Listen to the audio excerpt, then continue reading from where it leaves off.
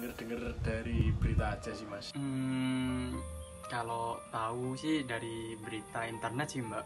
Kan banyak beredar berita seperti berita di televisi, kemudian berita di sosial media, itu banyak di timeline-nya itu menyebutkan bahwa vaksin COVID siap diedarkan dan lain-lain seperti itu. Kalau isu vaksin nggak tahu saya malah. Nggak tahu sama sekali. Nggak tahu sama sekali. Kalau untuk vaksin sih dari Jakarta sudah ada 1 juta unit yang datang. Ada lagi isu-isu yang lain mungkin? Tidak, cuman itu aja.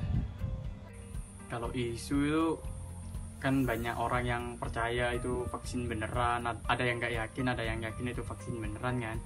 Jadi ya simpang siur lah tentang bener apa enggak sih ya vaksin itu wis ada gitu.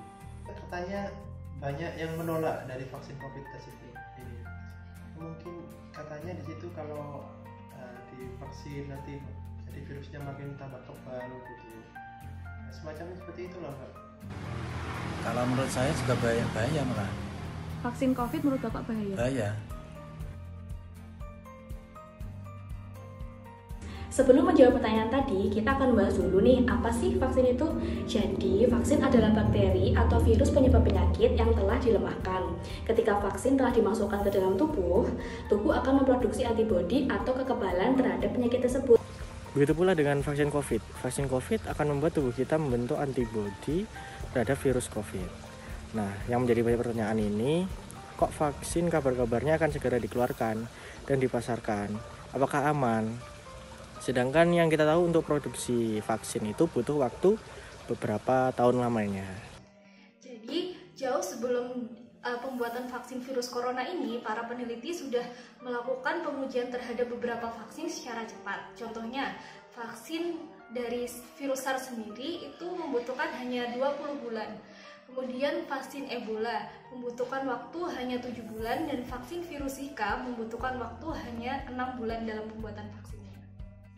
Bukan berarti mengurangi waktu dalam pembuatan vaksin lantas membuat keamanan dan efektivitas dari vaksin tersebut akan berkurang.